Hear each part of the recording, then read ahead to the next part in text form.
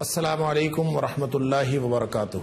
ناظرین کرام، میں ہوں ڈاکٹر محمد حماد لکھوی، اور پروگرام کا سلسلہ آپ کو معلوم ہے گزشتہ کئی ہفتوں سے ہم اس پروگرام کو لے کے چل رہے ہیں، اور پروگرام کا نام ہے زکوٰۃ اور اس کے احکام و مسائل۔ اور اس پروگرام میں ناظرین کرام ہم رہنمائی حاصل کرتے ہیں مفسر قرآن مولانا حافظ صلاح الدین یوسف صاحب سے، جو عالم اسلام کی معروف دینی شخصیت ہیں اور قرآن پاک کے مفسر ہیں۔ تفسیر احسن البیان، بڑی مقبول تفسیر اردو زبان کی، اس کے مصنف ہیں۔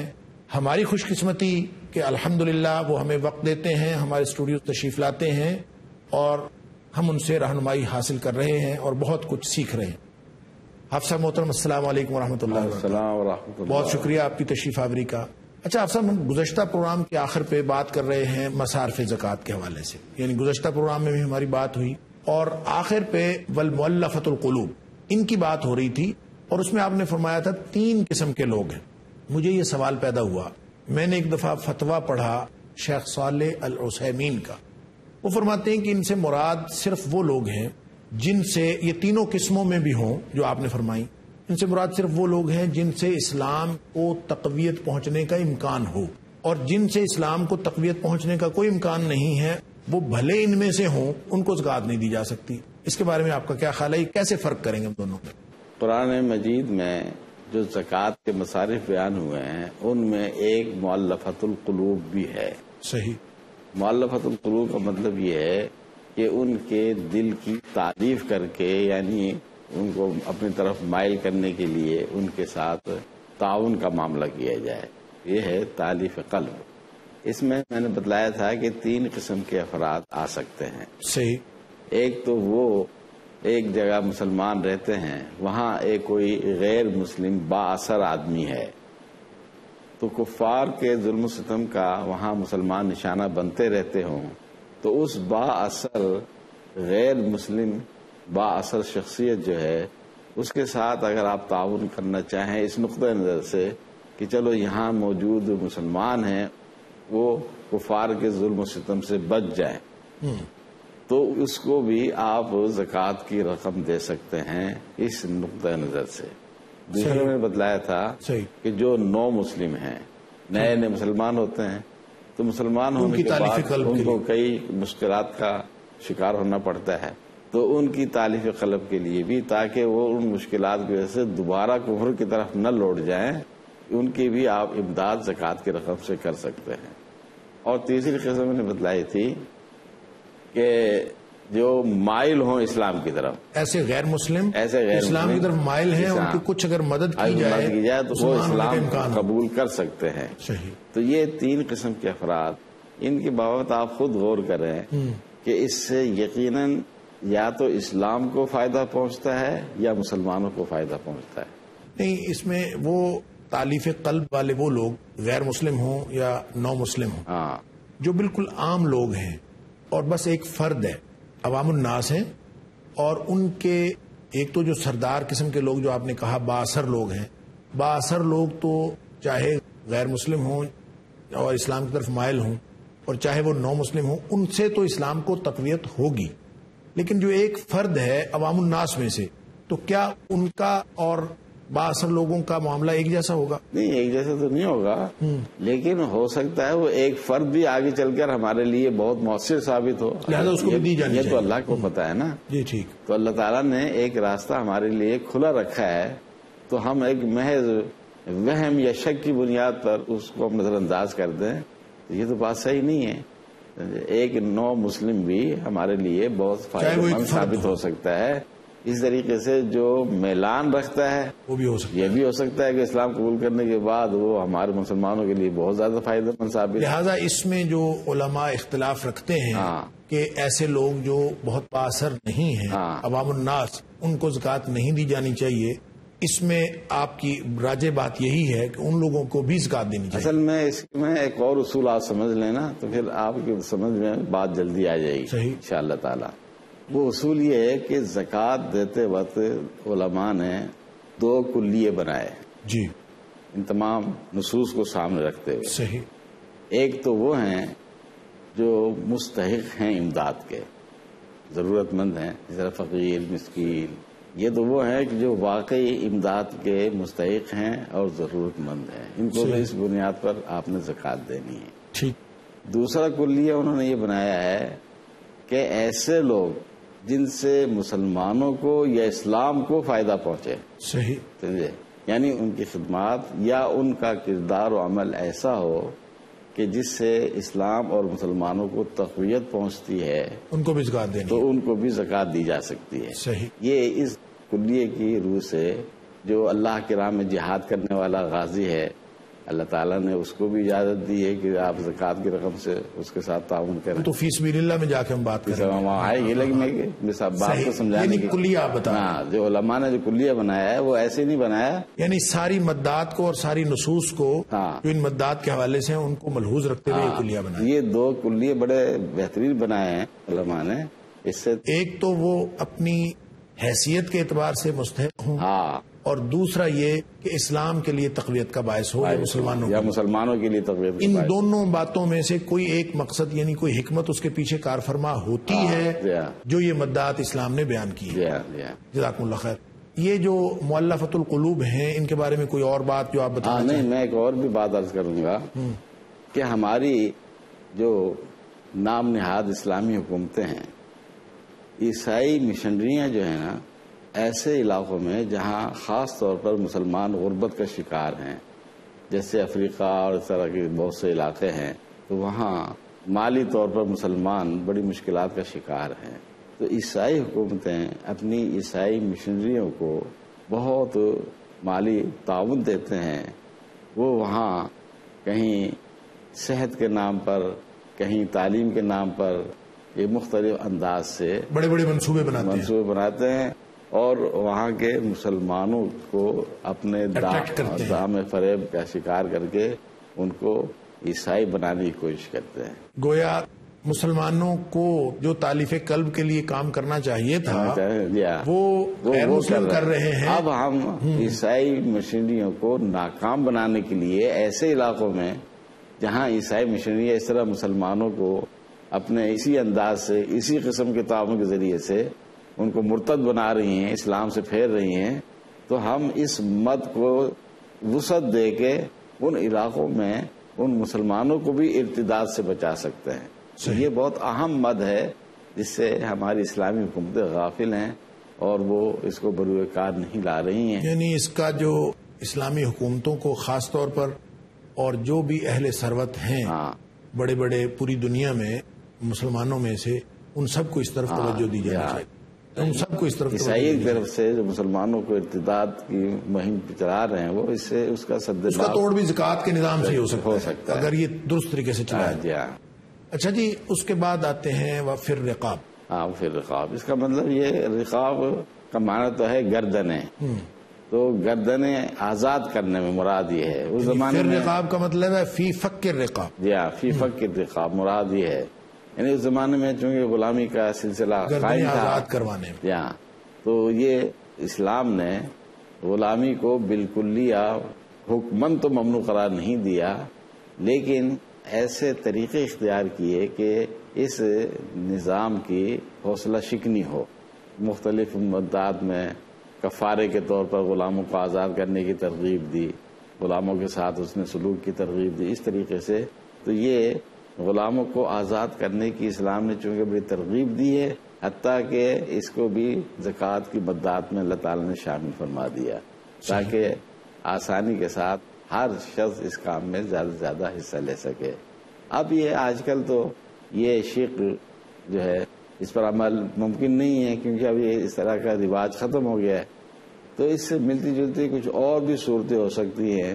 مثال کے طور پر مسلمان کسی کفار کے نظرے میں پھنس گئے ہوں اور کسی وجہ سے ان کو چھڑانا مشکل ہو رہا ہو تو ان کے چھڑانے میں بھی اگر کچھ رقم خرچ کرنی پڑتی ہے تو وہاں پر بھی اس کو استعمال کیا جا سکتا ہے. اب آج کل موجودہ حالات میں اس قسم کی صورتوں میں بھی اس کو استعمال کیا جا سکتا ہے. تو یہ رقاب کا یہ گویا صورت جو ہے آج بھی کسی نہ کسی انداز سے اس کو بروئے عمل لایا جا سکتا ہے.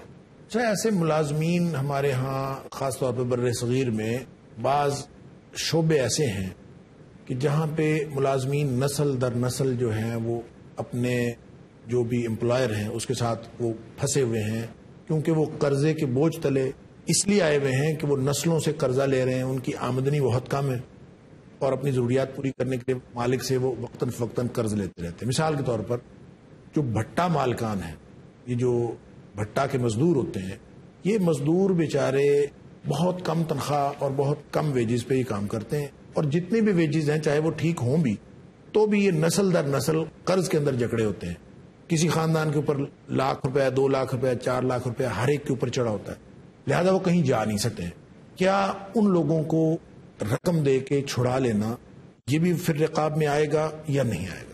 یہ بھی آ سکتا ہے اس میں، لیکن جو اگلی شق ہے اس میں اس پر انشاءاللہ گفتگو ہوگی مزید.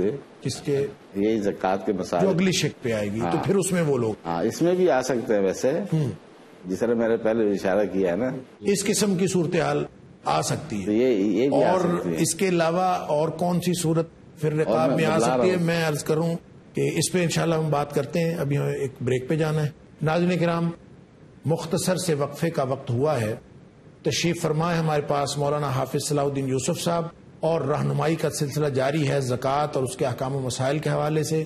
ایک انتہائی مختصر وقفے کے بعد دوبارہ حاضر. ناظرین کرام، ایک دفعہ پھر خوش آمدید. وقفے کے بعد رہنمائی ہم حاصل کر رہے ہیں مولانا حافظ صلاح الدین یوسف صاحب سے زکوٰۃ کے احکام و مسائل کے حوالے سے. جی، ہم بات کر رہے تھے کہ جو مصارف زکوٰۃ میں یہ ایک شق ہے وفر رقاب والی، اس میں کون کون سی صورتیں آ سکتی ہیں؟ اس میں آپ کچھ ارشاد فرما رہے تھے. اس کا میں نے بتلایا نا کہ غلامی کا رواج تو آج کل ختم ہو گیا ہے. اب اس کی 2-3 صورتیں، جو ایک صورت میں نے بتلائی تھی، ایک صورت آپ نے بتلائی ہے، اس قسم کی صورتوں میں بھی اس رقم کو استعمال کیا جا سکتا ہے. صحیح. دوسرا یہ ہے کہ زکوٰۃ کے مصارف میں اس کے بعد جو مصرف قرآن مجید میں بیان کیا گیا ہے وہ ہے والغارمین. اب سب یہ آپ کی بات بالکل درست ہے کہ اس طرح سے اس کا اسیس کر لیا جائے اور پوری تحقیق کر لی جائے، لیکن میں اس کو اصل میں اس لیے بار بار پوچھ رہا ہوں کہ ہمارے ہاں عملی طور پر معاشرے میں اس طرح کے بہت سارے کیسز ہوتے ہیں. بالکل ہیں. اور اس کے جو بھی وہ رسا ہوتے ہیں یا وہ شخص وہ امداد کے لیے وہ اپروچ بھی کرتے ہیں ایسے لوگوں کو، تو پھر لوگ مسئلہ پوچھتے ہیں کیا ان کو زکوٰۃ کی رقم سے مدد کی جا سکتی ہے کہ نہیں، اور وہ جیل میں ہے اور وہ خام خواہ ایک قتل کے مقدمے میں پھنسا دیا گیا، لہذا اس کو چھڑوانے کے لیے مدد کرنا ہے. بہت سارے لوگوں نے مدد کی. بعد میں یہ ثابت ہو گیا تحقیق کرنے سے کہ وہ تو مجرم ہے، اور وہ مجرم ہے اور اس نے جرم کیا ہے، اور پھر اس سے بات کرنے پر وہ انہوں نے اعتراف بھی کر لیا کہ ہاں ہم سے جرم ہو گیا، غلطی ہو گئی، اور ہم معافی بھی مانگتے ہیں. اب کیا ان لوگوں کی مدد اسی زکوٰۃ کی مد سے کی جا سکتی ہے کہ نہیں؟ میں بہت اسپیسیفکلی اس لیے پوچھ رہا ہوں کہ ہمارے عملی مسائل. میں نے اس سلسلے میں عرض کیا ہے نا کہ یہ حالات و قرائن کو دیکھ کر مختلف فیصلے کیے جا سکتے. مثلا یہ والا جو میں نے آپ کو بتایا، ایسی صورت ہوئی، کیا کرنا چاہیے؟ اگر وہ سچے دل سے تائب ہو رہا ہے اور بظاہر لگ رہا ہے کہ چلو بتقاضۂ بشریت اس سے غلطی ہو گئی ہے اور اب آئندہ اس سے ایسے قسم کا امکان نہیں ہے کہ یہ عادی مجرم ہے، ایک تو وہ عادی مجرم نہ ہو اور نہ عادی مجرم بننے کے امکانات ہوں.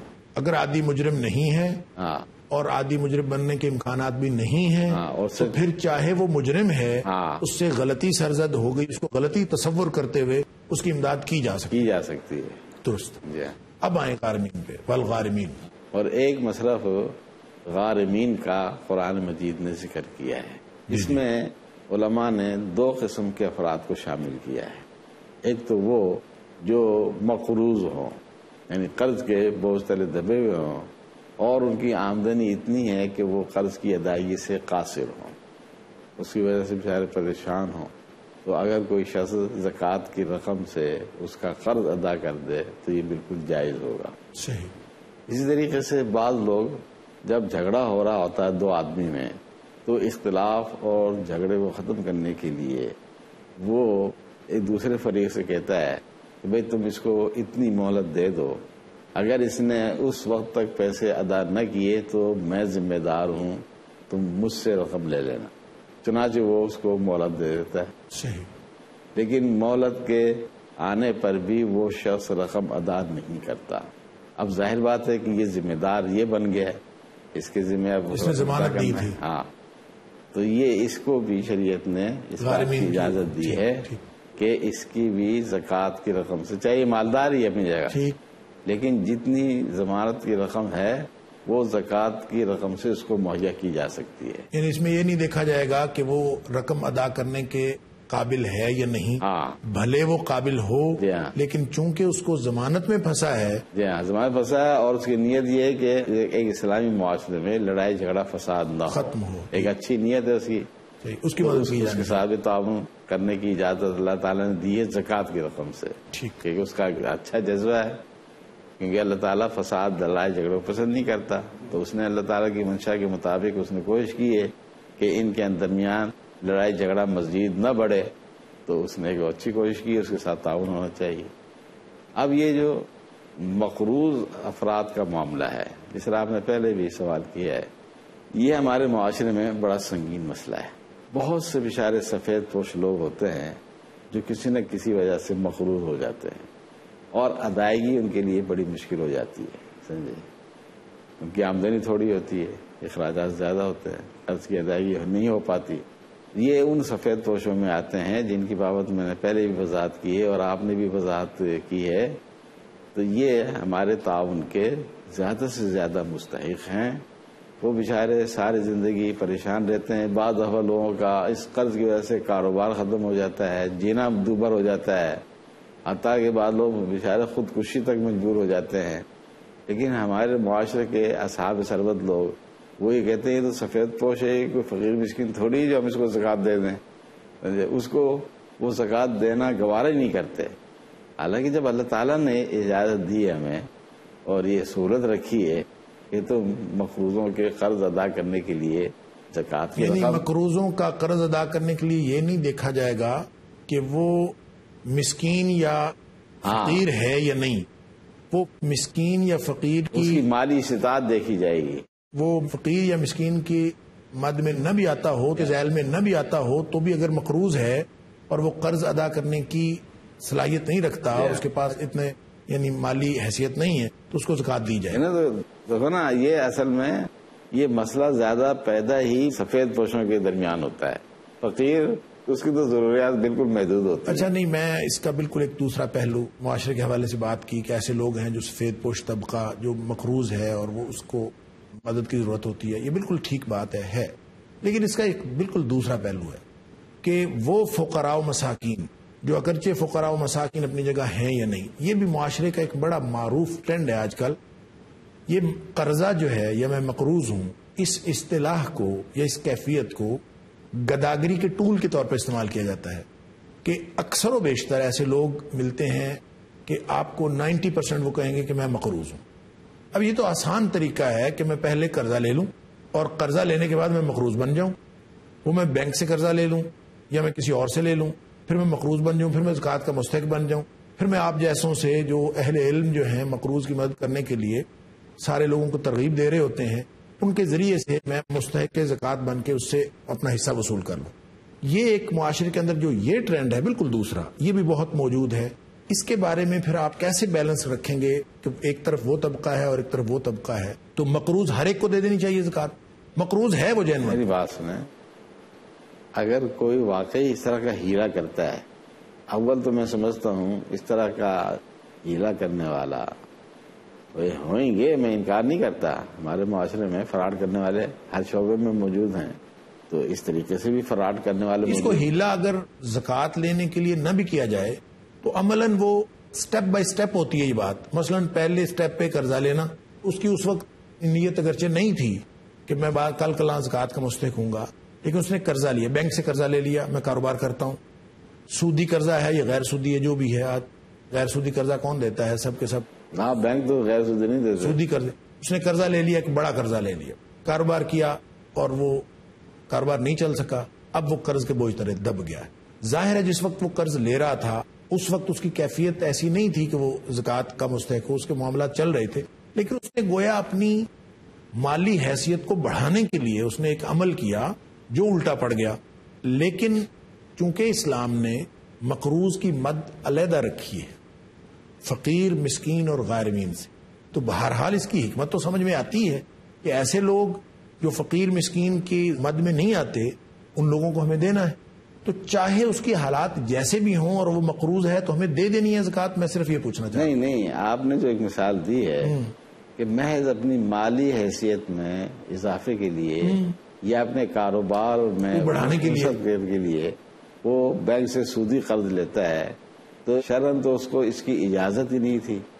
جب ایک جائز کاروبار میں اس کا ذریعہ روزگار موجود تھا اور اس کی ضروریات پوری ہو رہی تھیں تو اس کو سودی قرض لے کر اپنے کاروبار کام نہیں کرنا چاہیے. یہ لا یکلف اللہ نفسا الا وسعہا کے خلاف ہے. صحیح.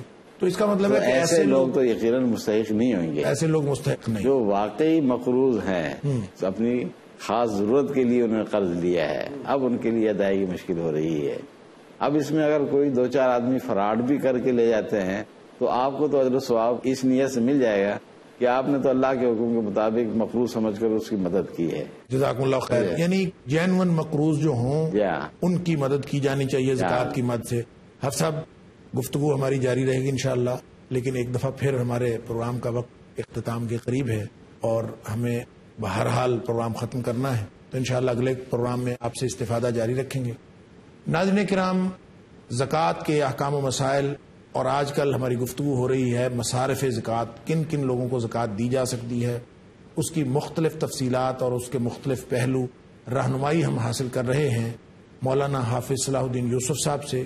لیکن پروگرام کا وقت ختم ہوا چاہتا ہے. انشاءاللہ اگلے پروگرام میں پھر انہی مسائل کو لے کے حاضر ہوں گے. تب تک کے لیے اجازت دیجیے. السلام علیکم ورحمۃ اللہ وبرکاتہ.